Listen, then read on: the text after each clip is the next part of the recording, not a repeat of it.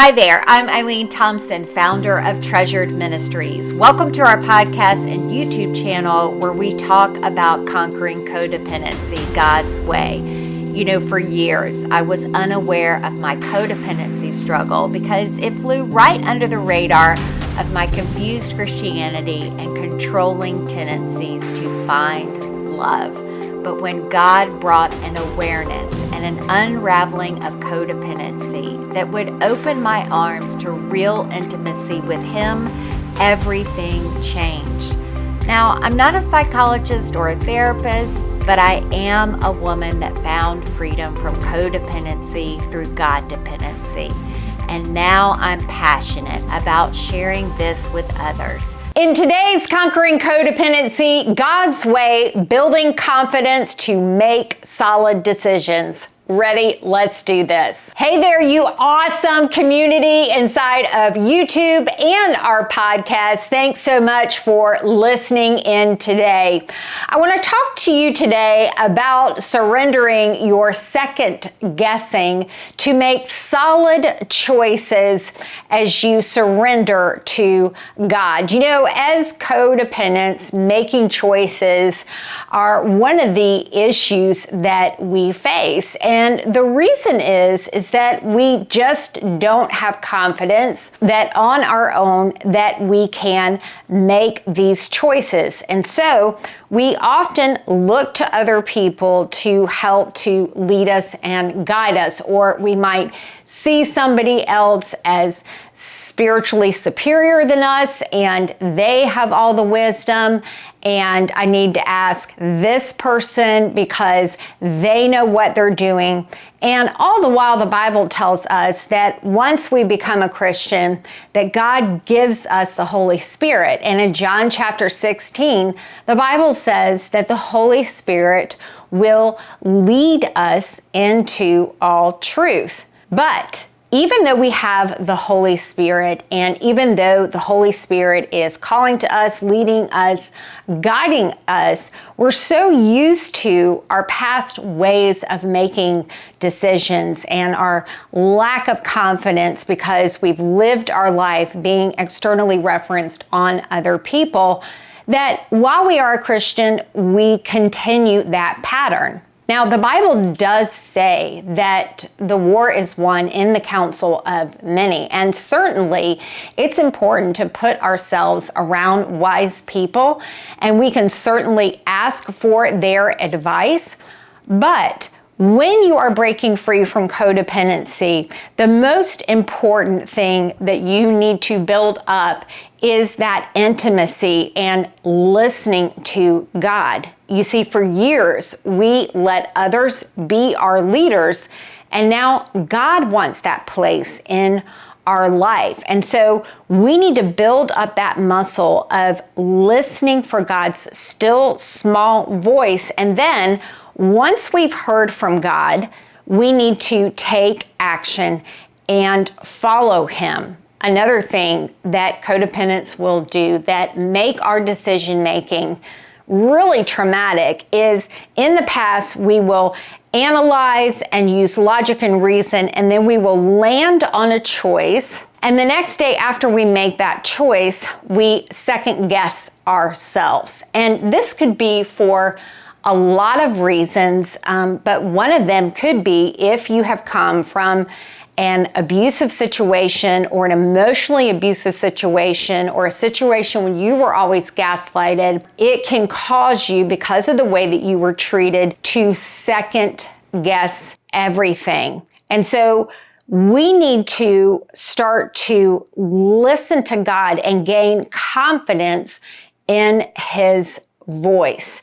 And the Bible tells us in John chapter 10, in the parable of the Good Shepherd, that as God's sheep, we will know His voice. We will recognize His voice. And it also tells us that as a good shepherd, that God uses His voice to lead us. Now, when I talk about a voice, I'm never talking about an audible voice. I'm talking about when the Holy Spirit speaks to me as I approach the Bible, open up the Word of God, in a way that makes room for him to speak. And that's exactly what we teach you how to do inside of the Treasure Tribe, inside of the 21-day challenge. We teach you how to develop that muscle of approaching God's word in a way where you are able to know when God is speaking to you and how to discern his voice. And literally, this is the link that helps you to leap off of depending on people and on to God. You know, the gospel is not weak.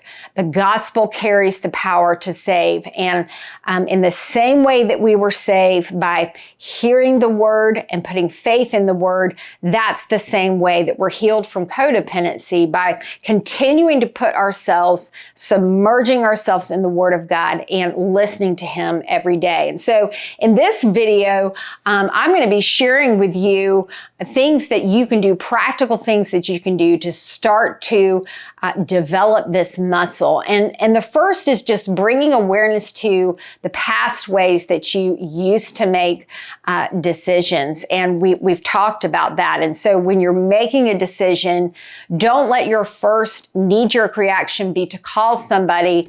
That's the time that we need to run to God and depend on him.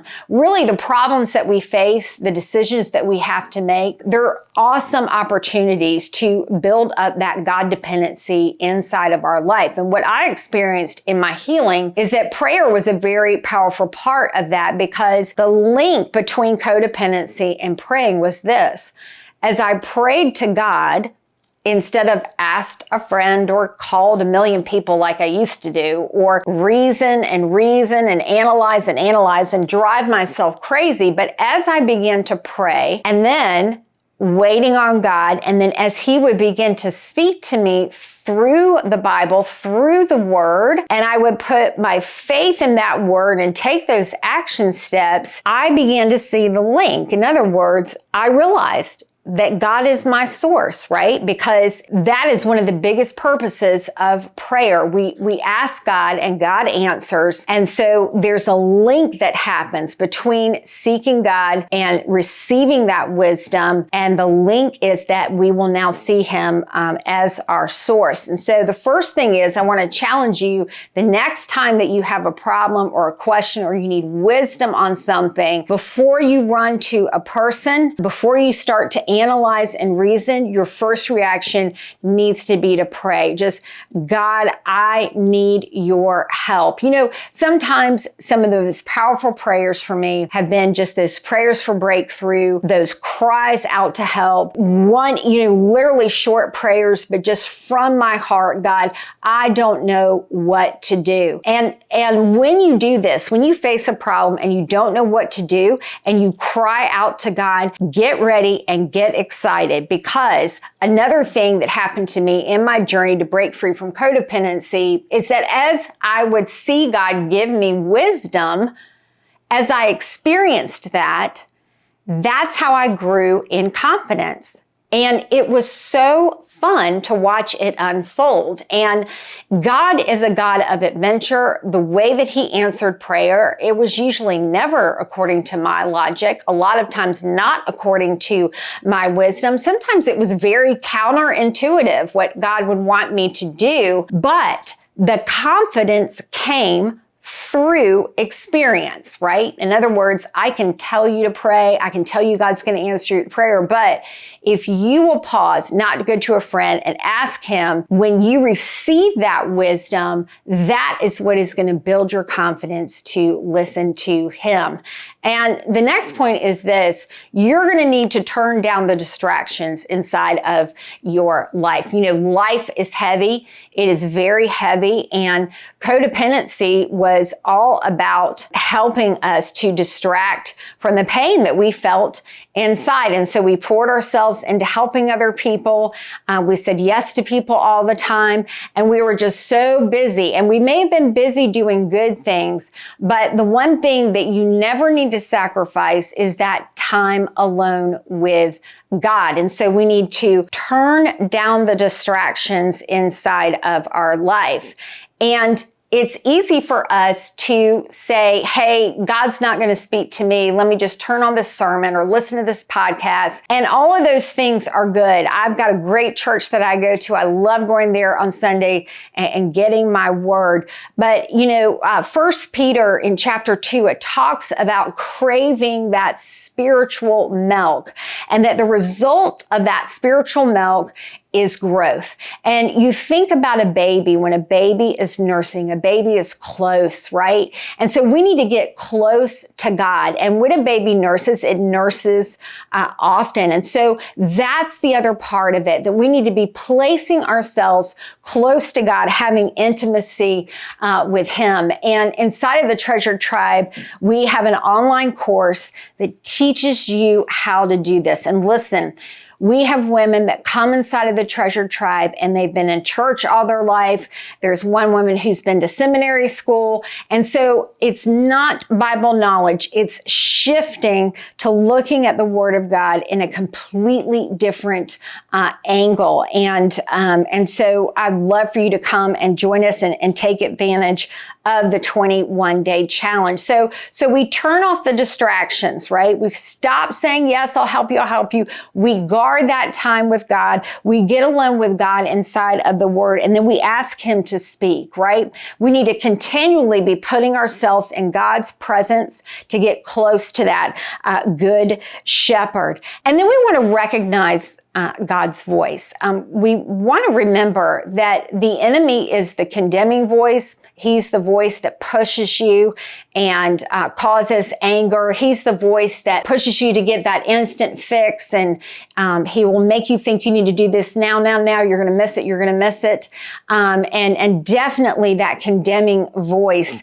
And the enemy used scripture when he was tempting Jesus. And so we need to be extremely discerning on how to recognize God's voice. And for me, there are 5 things really that I look for, and I want to share this with you. Number 1 is does this line up with the whole counsel of God? And what I mean by that is, does it line up with what the Bible says? Well, the only way that I'm going to know that is if I'm immersing myself inside of the Word. The next thing is this: does it line up with the character of God? One of the things that we do every week inside of that Nourish method is focusing on those attributes of God. Why? Because we want to remember who He is. The third thing is this: does it reflect the fruit of the Spirit? If we are led by the Spirit, it is going to bear fruit. And in Galatians chapter 5, it talks about the different fruits: love, joy, peace, patience, kindness, gentleness, faithfulness, and self-control. I think that's all of them. And then it talks about what is the result of following our flesh. And so you can look at those 2 lists and ask yourself, is what is going on? Is this bearing fruit inside of my life? The next thing is this: God is a God of order. He's not a God of chaos or confusion. And oftentimes, if I ask God, I need wisdom on this, and I'm still confused, or I don't have a clear answer, I don't push forward, I know that means to just wait. And at the right time, God will give me a word of what I need to do. And then the other thing, and I love this, we talk about this in the Treasured Tribe, is that God speaks in an echo. And what I mean by that is, you'll be in your Bible, in your quiet time, God will give you a word. And that very word that He gave you, that verse that He gave you, let's say that you're in church and the pastor preaches on that verse. Or it could be that you're walking with a friend and you're not really asking her for advice, but all of a sudden she starts talking about exactly what God told you about. Or it could be through a worship song, or maybe it is when you are praying and you're focused on the Holy Spirit, that God just speaks in that echo. And I know you've probably had that happen to you before, like where God is kind of like touching all the balls and speaking to you everywhere. You know that is a word that God wants you to receive. And after you receive that word, you put your feet in motion, and don't doubt, just do it. Don't doubt, just do it. inside of the Bible in the book of John, when Jesus is reinstating Peter, he tells Peter, Peter, when you were young, you used to dress yourself and you used to go where you wanted to go, but now somebody else is going to dress you and you're going to go where you don't want to go. And basically what Jesus is telling Peter is, surrender to me. And sometimes we will do things and out of obedience with God, and we will wonder, okay, is this really right? Is this really true? If you've got a word from him, you need to follow that word. Otherwise, it's just knowledge. It's just knowledge. I always say that Holy Spirit revelation without application is simply information. But Holy Spirit revelation plus application is transformation. And that's what you're going after here. And the bottom line is this: all of us are looking to be led. It's a need inside of us to want somebody to lead us, to walk us in the ways that lead to life. And it's this desire that actually gets people caught up in cults. If a cult comes to them and says, I've got this pattern for life, and if you follow this, then, whatever will happen. And it was also the same desire inside of 1 Samuel when the people were crying out to God and saying, we want to be like the other nations. We don't have a king and we want a king. It's a lot easier for us to walk by what we see than by faith in his word. That's a lot easier. But it is walking by faith in his word that will be not only what will help you to build confidence in your decision-making ability, but it is also what will help you to break free from codependency. Hey, if you are interested in learning more how to not walk so much by what you see, and my goodness, as codependents, we were so externally referenced, but you want to walk by faith in God, in fellowship with other believers who have been there, they know what's going on. I want to invite you to join the Treasured Tribe. When you do, you're going to gain access to a lot of online courses, including our 21-day challenge that teaches the Nourish method, that will give you the steps and the ability to be able to discern God's voice, follow it, and make bold, confident decisions. And all the while, you also gain access to a community of amazing women just like me who understand what it's like to want to break free from codependency by changing their compass away from people and onto their Creator. And when you do this, your confidence to become the woman that God created you to be will soar. I hope to see you inside of the Treasured Tribe. Visit www.treasuretribe.com to learn more. See you next time. Bye-bye.